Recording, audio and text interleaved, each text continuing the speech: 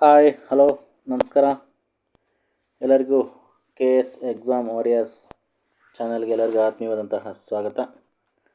So ಇವತ್ತು ನಾವು discuss ಮಾಡ್ತಾ ಇರುವಂತಹ ಒಂದು topic is related to prelims ಪೇಪರ್ನ ಎರಡನೇ ಪ್ರಶ್ನೆ ಪತ್ರಿಕೆಗೆ ಇದು ವೆರಿ ರಿಲೇಟೆಡ್ ಆಗಿರುತ್ತೆ. ಏನಪ್ಪ ಅಂದರೆ ಸರ್ಕಾರದ ಇಲಾಖೆಗಳು ಮತ್ತು ಇಲಾಖೆಗಳಲ್ಲಿರುವಂತಹ ಯೋಜನೆಗಳು, ಅವು ರಾಜ್ಯ ಪ್ರಾಯೋಜಿತ ಯೋಜನೆಗಳು ಹಾಗೂ ಕೇಂದ್ರ ಪ್ರಾಯೋಜಿತ ಯೋಜನೆಗಳಾಗಿರ್ಬೋದು, ಅಥವಾ ಒಂದು ಇಲಾಖೆಯಲ್ಲಿ ಬರುವಂತಹ ವಿಷಯಗಳು, ಆ ವಿಷಯಗಳು ರಿಲೇಟೆಡ್ ಟು ಎಕ್ಸಾಮ್ಗಿರುವಂಥ ವಿಷಯಗಳು ಯಾವ ಅನ್ನೋದನ್ನು ಇವತ್ತು ಡಿಸ್ಕಸ್ ಮಾಡ್ತಾ ಹೋಗೋಣ. ಫಸ್ಟಿಗೆ ನಮಗೆ ಎಕ್ಸಾಮ್ಗೆ ಓದಬೇಕಂದ್ರೆ ನಾವು ಯಾವ್ಯಾವ ಇಲಾಖೆ ವೆಬ್ಸೈಟನ್ನು ಹೆಚ್ಚಿನ ಮಟ್ಟದಲ್ಲಿ ಕಾನ್ಸಂಟ್ರೇಷನ್ ಮಾಡಬೇಕಂತೇಳಿ ನಾವು ನೋಡಬೇಕಾಗುತ್ತೆ. ಸೊ ಕರ್ನಾಟಕದ ಎಲ್ಲ ಇಲಾಖೆಗಳ ಬಗ್ಗೆ ಇವತ್ತು ಬ್ರೀಫಾಗಿ ಹೇಳ್ತಾ ಹೋಗ್ತೀನಿ. ನೆಕ್ಸ್ಟ್ ಕ್ಲಾಸಲ್ಲಿ ನಾನು ಪ್ರತಿಯೊಂದು ಇಲಾಖೆ ಅಂದರೆ ಎಕ್ಸಾಮ್ ರಿಲೇಟೆಡಾಗಿ ವೆರಿ ಇಂಪಾರ್ಟೆಂಟ್ ಯಾವ ಇಲಾಖೆ ಇರ್ತೋ ಆ ಇಲಾಖೆಯ ಯೋಜನೆಗಳು, ಅಲ್ಲಿ ಸಂಬಂಧಪಟ್ಟಂತಹ ಡಾಟಾಗಳು, ಎಕ್ಸಾಮ್ ರಿಲೇಟೆಡಾಗಿ ಏನು ಬೇಕಾಗುತ್ತೆ, ಅಲ್ಲಿರುವಂಥ ಪಾಲಿಸಿಗಳು ಏನು ಅನ್ನೋದನ್ನು ನಾನು ನಿಮಗೆ ಒಂದೊಂದು ಇಲಾಖೆಯಲ್ಲಿ ಡೀಟೇಲ್ಸ್ ಆಗಿ ಕೊಡ್ತಾ ಹೋಗ್ತೀನಿ.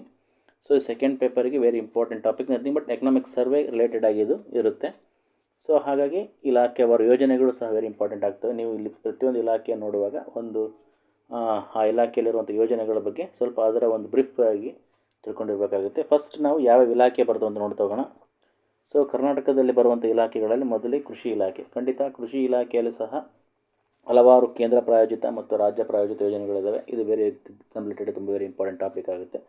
ಪ್ರತಿಯೊಂದು ಇಲಾಖೆಯ ಯೋಜನೆಗಳನ್ನು ಅಂದರೆ ಆ ಇಲಾಖೆಯಲ್ಲಿ ಕೊಟ್ಟಿರೋದು ಸೌಲಭ್ಯಗಳನ್ನು, ಅದು ಸೆಂಟ್ರಲ್ ಸ್ಟೇಟು ನಾವು ನೋಡಬೇಕಾಗುತ್ತೆ. ಖಂಡಿತ ಸೆಂಟ್ರಲ್ ವೆಬ್ಸೈಟ್ಗಳನ್ನ ಸಹ ನೋಡಬೇಕು, ಕೇಂದ್ರ ಸರ್ಕಾರದ ಒಂದು ಜಾಲತಾಣಗಳನ್ನು ಸಹ ನೋಡಬೇಕಾಗುತ್ತೆ. ಬಟ್ ನಮ್ಮ ಕರ್ನಾಟಕ ಕೆ ಎಸ್ ಪ್ರಿಲಿಮ್ಸಿಗೆ ಕರ್ನಾಟಕ ವೆಬ್ಸೈಟ್ಗಳು ಹೆಚ್ಚಿನ ಕಾನ್ಸಂಟ್ರೇಷನ್ ಮಾಡಬೇಕು. ಆ ಒಂದು ಪ್ರತಿಯೊಂದು ಇಲಾಖೆಯಲ್ಲೂ ಕೇಂದ್ರ ಪ್ರಾಯೋಜಿತ ಮತ್ತು ರಾಜ್ಯ ಪ್ರಾಯೋಜಿತ ಯೋಜನೆಗಳು ಇದ್ದೇ ಇರ್ತವೆ. ಬಟ್ ಅದನ್ನು ನೀವು ಯುಟಿಲೈಸ್ ಮಾಡ್ಕೋಬೋದು ಎಕ್ಸಾಮ್ ರಿಲೇಟೆಡಾಗಿ. ಸೊ ಕೃಷಿ ಇಲಾಖೆ ಸಹ ವೆರಿ ಇಂಪಾರ್ಟೆಂಟ್. ಕೆ ಎಸ್ ಪ್ರಿಲಿಮ್ಸ್ನ ಎರಡನೇ ಪೇಪರಿಗೆ ಆ ಕೃಷಿ ಇಲಾಖೆ ಬಗ್ಗೆ, ಕೃಷಿ ಪಾಲಿಸಿ ಏನಿದೆ, ಆಮೇಲೆ ಏನು ಹೊಸ ಹೊಸ ಕಾನೂನುಗಳು ಬಂದಿದೆ, ಹೊಸ ಹೊಸ ಯೋಜನೆಗಳು ಏನು ಬಂದಿದೆ, ಸೆಂಟ್ರಲ್ದು ಯಾವುದು, ಸ್ಟೇಟ್ದು ಯಾವುದು ಸ್ಕೀಮ್ಗಳನ್ನು ಇನ್ ಡೀಟೇಲ್ ನೋಡ್ಬೋದು. ನೆಕ್ಸ್ಟು ಸೊ ಇದು ಸಹ ಪಶುಸಂಗೋಪನೆ ಮತ್ತು ಮೀನುಗಾರಿಕೆ ಇಲಾಖೆ. ಖಂಡಿತ ಇದು ಸಹ very important, data wise very important ಇಲಾಖೆ. ನಮಗೆ ಮೇನ್ಸಿಗೆ ಸಹ ತುಂಬ ಯೂಸ್ಫುಲ್ ಆಗುವಂಥ ಒಂದು ಡಾಟಾ ಈ ಒಂದು ವೆಬ್ಸೈಟಲ್ಲಿ ಸಿಗುತ್ತೆ. ಜೊತೆಗೆ ಪ್ರಿಲಿಮ್ಸಿಗೆ ಸಹ ಸೆಕೆಂಡ್ ಪೇಪರಿಗೆ ರಿಲೇಟೆಡಾಗಿ ಟಾಪಿಕ್ ಬಂದೇ ಬರ್ತಾ ಹೋಗುತ್ತೆ. ನೆಕ್ಸ್ಟ್ ಹಿಂದುಳಿದ ವರ್ಗಗಳ ಕಲ್ಯಾಣ ಇಲಾಖೆ ಅಷ್ಟೇನು ಯೂಸ್ ಆಗೋಲ್ಲ, ಬಟ್ ಕೆಲವು ಸ್ಕೀಮ್ಗಳನ್ನು ಕೇಳಿ ಅದು ಕೊಡುವಂಥ ಹಣ ಎಷ್ಟು, ಸಹಾಯಧನ ಎಷ್ಟು ಅನ್ನೋದನ್ನು ಕೇಳ್ಬೋದು. ವಾಣಿಜ್ಯ ಮತ್ತು ಕೈಗಾರಿಕೆಗಳ ಇಲಾಖೆ ಡಾಟಾ ವೈಸ್ ಕೇಳ್ಬೋದು. ಈ ಸ್ಪೆಷಲ್ ಎಕನಾಮಿಕ್ ಝೋನ್ಗಳ ಬಗ್ಗೆ ಎಲ್ಲ ಕೇಳ್ಬೋದು. ಸಹಕಾರ ಇಲಾಖೆ ಅಷ್ಟೇನು ನಮಗೆ ಎಕ್ಸಾಮ್ ಯೂಸ್ ಆಗೋಲ್ಲ. ಇದು ಸಹ ಸಿಬ್ಬಂದಿ ಮತ್ತು ಆಡಳಿತ ಸುಧಾರಣೆ ಇಲಾಖೆ, ಇದನ್ನಷ್ಟು ಯೂಸ್ ಆಗೋಲ್ಲ. ಸೊ ನಮಗೆ ಏನು ಯೂಸ್ ಆಗ್ತಾ ಆ ಇಲಾಖೆಗಳನ್ನ ನಾವು ವೆಬ್ಸೈಟ್ಗಳು ನೋಡಬೇಕಾಗುತ್ತೆ. ಸಿಬ್ಬಂದಿ ಮತ್ತು ಆಡಳಿತ ಸುಧಾರಣಾ ಇಲಾಖೆ, ಈ ಆಡಳಿತ ಇದು ಏನಷ್ಟು ಯೂಸ್ ಆಗೋಲ್ಲ. ಸಿಬ್ಬಂದಿ ಮತ್ತು ಆಡಳಿತ ಸುಧಾರಣಾ ಜನಸ್ಪಂದನ ಇಲಾಖೆ ಅದೇನಷ್ಟು ಯೂಸ್ ಆಗೋಲ್ಲ ಎಕ್ಸಾಮಿಗೆ. ಉನ್ನತ ಶಿಕ್ಷಣ ಇಲಾಖೆ ಸ್ವಲ್ಪ ಸ್ಕೀಮ್ ವೈಸಲ್ಲಿ ಯೂಸ್ ಆಗ್ಬೋದು. ಪ್ರಾಥಮಿಕ ಮತ್ತು ಪ್ರೌಢ ಶಿಕ್ಷಣ ಇಲಾಖೆ ಖಂಡಿತ ಎಕ್ಸಾಮ್ ರಿಲೇಟೆಡಾಗಿ ವೆರಿ ಇಂಪಾರ್ಟೆಂಟ್ ಟಾಪಿಕ್ ಆಗುತ್ತೆ. ಪ್ರತಿಯೊಂದು ಎಕ್ಸಾಮಲ್ಲಿ ಅವು ಏನು ಕೊಡ್ತಾರಲ್ಲ ಮಕ್ಕಳಿಗೆ ಸ್ಕಾಲರ್ಶಿಪ್ ರಿಲೇಟೆಡಾಗಿ ಕ್ವೆಶನ್ಗಳನ್ನು ಕೇಳ್ಬೋದು. ಅವು ಸೌಲಭ್ಯಗಳ ಬಗ್ಗೆ ಕೇಳ್ಬೋದು, ಅಥವಾ ಹೊಸ ಹೊಸ ಯೋಜನೆಗಳು ಅಂತಂದರೆ ಇಂಗ್ಲೀಷ್ ಮಾಧ್ಯಮ ಶಿಕ್ಷಣಕ್ಕೆ ಅದೆಲ್ಲ ಕೇಳ್ಬೋದು. ಸೊ ಪ್ರಾಥಮಿಕ ಮತ್ತು ಪ್ರೌಢ ಶಿಕ್ಷಣ ಇಲಾಖೆಯ ಒಂದು ಜಾಲತಾಣ ತುಂಬ ಯೂಸ್ಫುಲ್ ಆಗುತ್ತೆ. ಜೊತೆಗೆ ಇಂಧನ ಇಲಾಖೆ ಅಂತ very important topic for the all prelims exams. Especially ಒಂದು very important topic energy department, energy sector ಬಂದಾಗ ತುಂಬ ಕಾನ್ಸಂಟ್ರೇಷನ್ ಎಕ್ಸಾಮಲ್ಲಿ ಕೆಲವು ಕ್ವಶನ್ಸ್ಗಳು ಬರ್ಬೋದು. ಸೊ ಇದು ಸ್ಟೇಟ್ ಆ್ಯಂಡ್ ಸೆಂಟ್ರಲ್ ರಿಲೇಟೆಡಾಗಿ ಬರ್ತವೆ. ಖಂಡಿತ ಇದು ಇಂಧನ ಇಲಾಖೆ ಸಹ ವೆರಿ ಇಂಪಾರ್ಟೆಂಟ್ ಟಾಪಿಕ್ ಆಗುತ್ತೆ. ಹಣಕಾಸು ಇಲಾಖೆ in as it is economic survey ಓದೋಕ್ಕೆ ನಮ್ಮ ಹಣಕಾಸು ಇಲಾಖೆ ಬೇಕೇ ಬೇಕು. 2023-24 ಎಕನಾಮಿಕ್ ಸರ್ವಿಸ್ ಓದಲಿಕ್ಕೆ. ನೆಕ್ಸ್ಟ್ ಆಹಾರ ಮತ್ತು ನಾಗರಿಕ ಸರಬರಾಜು ಇಲಾಖೆ ಆ್ಯಸ್ ಇಟ್ ಈಸ್ ಏನಾದ್ರು ಸ್ಕೀಮ್ಗಳಿದ್ದರೆ ಬೇಕಾಗುತ್ತೆ. ಅರಣ್ಯ ಇಲಾಖೆ ವೆರಿ ಇಂಪಾರ್ಟೆಂಟ್, ಯಾಕಂದರೆ ನಮ್ಮ ಒಂದು ಫಾರೆಸ್ಟ್ ಏರಿಯಾ ಎಷ್ಟಿದೆ, ಫಾರೆಸ್ಟ್ ಏರಿಯಾ ಯಾವ ಸ್ಟೇಟ್ ಯಾವ ಡಿಸ್ಟಿಕಲ್ಲಿ ಎಷ್ಟಿದೆ, ಯಾವ ಡಿಸ್ಟಿಕಲ್ಲಿ ಕಮ್ಮಿ ಇದೆ, ಮತ್ತು ಬೇರೆ ಬೇರೆ national parks, wild life sanctuaries, hot spots, biodiversity reserves, ಇನ್ನು ಪ್ರತಿಯೊಂದು ತಿಳ್ಕೊಳ್ಳಿಕ್ಕೆ ಪಶ್ಚಿಮ ಘಟ್ಟಗಳು ಮತ್ತು ಪಶ್ಚಿಮ ಘಟ್ಟಗಳ ಪ್ರಾಣಿಗಳ ಸಂಕೋಪ ತಿಳ್ಕೊಳ್ಳೋಕ್ಕೆ. ಬಟ್ ಇನ್ ಅದರ್ಸ್ ಏನಾದರೂ ಎಕ್ಸಾಮ್ ರಿಲೇಟೆಡಾಗಿ ಈ ವೈಲ್ಡ್ ಲೈಫ್ ಬಗ್ಗೆ, ವೈಲ್ಡ್ ಲೈಫ್ ಆ್ಯಕ್ಟ್ ಬಗ್ಗೆ, ಅಥವಾ ಇನ್ನೂ ಯಾವುದೇ ಥರ ವಿಷಯಗಳನ್ನ ತಿಳ್ಕೊಳ್ಳೋಕ್ಕೆ ವೆರಿ ಇಂಪಾರ್ಟೆಂಟ್ ವೆಬ್ಸೈಟ್ ಆಗುತ್ತೆ. ಇದನ್ನು ಖಂಡಿತ ಯೂಟಿಲೈಸ್ ಮಾಡ್ಕೋಬೇಕು ಎಕ್ಸಾಮ್ ರಿಲೇಟೆಡಾಗಿ. ನೆಕ್ಸ್ಟ್ ಆರೋಗ್ಯ ಮತ್ತು ಕುಟುಂಬ ಕಲ್ಯಾಣ ಇಲಾಖೆ. ಖಂಡಿತ ಲಾಸ್ಟ್ ಟೈಮಲ್ಲಿ UPSC ಫಿಲಿಮ್ಸ್ ಸಾಕಷ್ಟು ಕ್ವಶನ್ಸ್ಗಳನ್ನು ಕೇಳಿದ್ದೇನೆ. ಜನನಿ ಸುರಕ್ಷಾ ಯೋಜನೆ, ಕೆಲವು ಸ್ಕೀಮ್ಗಳು, ತಾಯ್ತನದ ಯೋಜನೆಗಳಿರ್ತವೆ. ಸೊ ಇದು ವೆರಿ ಇಂಪಾರ್ಟೆಂಟ್ ಇಲಾಖೆ, ಇದನ್ನು ಸಹ ನಾವು ವೆಬ್ಸೈಟಲ್ಲಿ ನೋಡಬೇಕಾಗುತ್ತೆ. ನೆಕ್ಸ್ಟ್ ಮಹಿಳಾ ಮತ್ತು ಮಕ್ಕಳ ಕಲ್ಯಾಣ ಇಲಾಖೆ ಸ್ಕೀಮ್ಗಳು. ಖಂಡಿತ ಸ್ಕೀಮ್ಗಳು ವೆರಿ ಇಂಪಾರ್ಟೆಂಟ್. ಇದರಲ್ಲಿ ಪೋಷಣ ಅಭಿಯಾನ, ಸುಮಾರು ಸೆಂಟ್ರಲ್ ಪ್ರಾಯೋಜಿತ ಸ್ಕೀಮ್ಗಳಿದ್ದಾವೆ. ಖಂಡಿತ ಎಕ್ಸಾಮಲ್ಲಿ ಬಂದೇ ಬರುತ್ತೆ. ಈ ವೆಬ್ಸೈಟ್ಸ್ ವೆರಿ ಇಂಪಾರ್ಟೆಂಟ್. ವಸತಿ ಇಲಾಖೆ ಅಷ್ಟೇನು ಯೂಸ್ ಆಗೋಲ್ಲ. ಇನ್ನು ಇನ್ಫ್ರಾಸ್ಟ್ರಕ್ಚರ್, ಮೂಲಸೌಕರ್ಯಗಳ ಅಭಿವೃದ್ಧಿ ಇಲಾಖೆ ಸ್ವಲ್ಪ ಡಾಟಾ ವೈಸ್ ಯೂಸ್ ಆಗುತ್ತೆ. ಇದು ವೆರಿ ಇಂಪಾರ್ಟೆಂಟ್. ಇದು IT ಡಿಪಾರ್ಟ್ಮೆಂಟು ತುಂಬ, ಯಾಕಂದರೆ IT ಎಸ್ಪೆಷಲಿ ಬಯೋಟೆಕ್ನಾಲಜಿ ರಿಲೇಟೆಡ್ ಆಗಿ ತುಂಬ ಕ್ವಶನ್ಸ್ಗಳು UPSC ಕೇಳ್ತಾನೆ. ಸೊ ಅದು ಇಂಟರ್ಲೇಟೆಡ್ ಆಗಿ ನಮಗೆ ಸೈನ್ಸ್ ನಾಲೆಡ್ಜಿಗೋಸ್ಕರನೂ ಓದ್ಬೋದು, ಅದು ಇಂಟರ್ಲೇಟೆಡ್ ಆಗಿ ಆ ಟೈಮಲ್ಲಿ ಇರುವಂತಹ ಸ್ಕೀಮ್ಗಳು ಏನಿದೆ ರಿಲೇಟೆಡ್ ಸ್ಟೇಟಿಗೆ ಅನ್ನೋದನ್ನು ವೆರಿ ಇಂಪಾರ್ಟೆಂಟ್ ಆಗುತ್ತೆ. Exams very important. ಈ ವೆಬ್ಸೈಟು ಮಾಹಿತಿ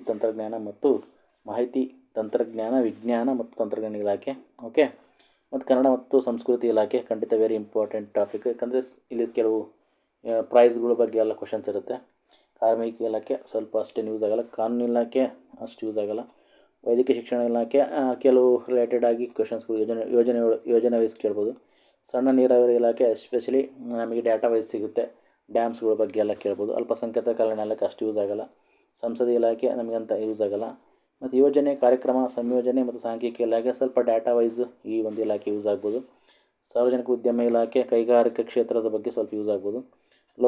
ಲೋಕೋಪಯೋಗಿ ಬಂದರು ಮತ್ತು ಒಳನಾಡು ಜಲ ಸಾರಿಗೆ ಇಂಟರ್ಲೇಟೆಡ್ ಆಗಿ ನಮಗೆ ರಾಜ್ಯ ಹೆದ್ದಾರಿಗಳು, ರಾಷ್ಟ್ರೀಯ ಹೆದ್ದಾರಿಗಳು, ಹಾಗೆಯೇ ಗ್ರಾಮ ರಸ್ತೆಗಳು, ಜಿಲ್ಲಾ ರಸ್ತೆಗಳು.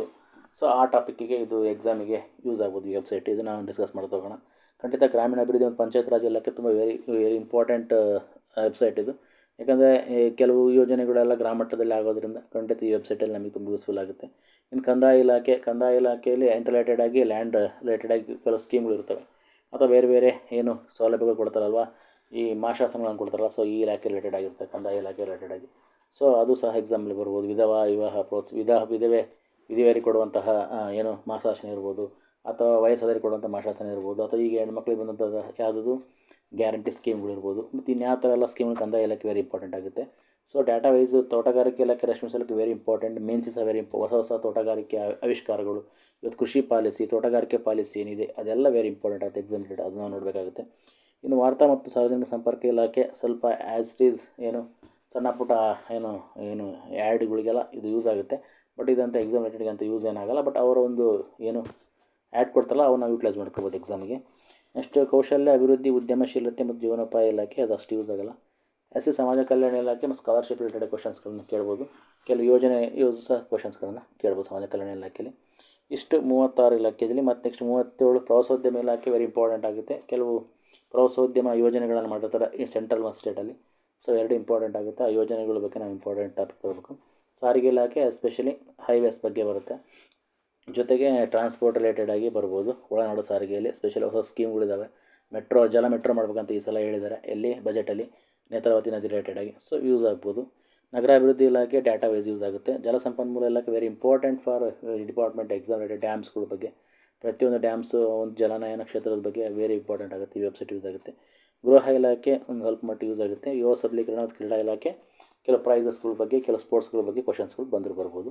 ಸೊ ಇಷ್ಟು ಒಟ್ಟು ಎಷ್ಟು ನಾವು 42 ಇಲಾಖೆಯಲ್ಲಿ ಇದರಲ್ಲಿ ಏನು ಇಂಪಾರ್ಟೆಂಟ್ ಅನ್ನೋದನ್ನು ನಾನು ಪ್ರತಿಯೊಂದು ಇಲಾಖೆ ವೈಸ್ ಇಂಪಾರ್ಟೆಂಟ್ ಇರೋದನ್ನ ಫಸ್ಟ್ ತೊಗೊಂಡು ಡಿಸ್ಕಸ್ ಮಾಡ್ತಾ ಹೋಗ್ತೀನಿ ಪ್ರತಿಯೊಂದು ಕ್ಲಾಸಲ್ಲೂ.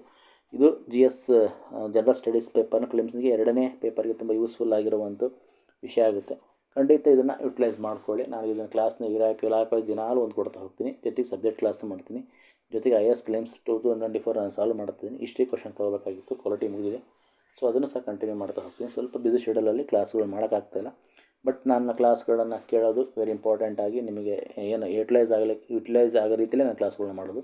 ಸೊ ಅದರ್ವೈಸ್ ನಾನು ಯಾವುದೇ ಟಾಪಿಕ್ಗಳನ್ನ ನಿಮಗೆ ಕೊಡೋಲ್ಲ, ಎಕ್ಸಾಮ್ ರಿಲೇಟೆಡ್ ಏನಿರ್ತದೆ ಅದನ್ನೇ ಕೊಡ್ತೀನಿ ಅಂತ ಹೇಳ್ತಾ, ಹಾಗೆ ನನ್ನ ಚಾನಲ್ನ ಯಾರು ಸಬ್ಸ್ಕ್ರೈಬ್ ಮಾಡ್ಕೊಂಡಿಲ್ಲ ಅಂದರೆ ಖಂಡಿತ ಸಬ್ಸ್ಕ್ರೈಬ್ ಮಾಡ್ಕೊಳ್ಳಿ. ಕಂಟೆಂಟ್ ಇಷ್ಟ ಆದರೆ ಎಕ್ಸಾಮ್ ಆಸ್ಪೆಂಟ್ ಶೇರ್ ಮಾಡಿ ಅಂತ ಹೇಳ್ತಾ ಈ ಕ್ಲಾಸ್ನ ಇಲ್ಲಿ ಮುಗಿಸ್ತೀನಿ. Once again all of you thank you.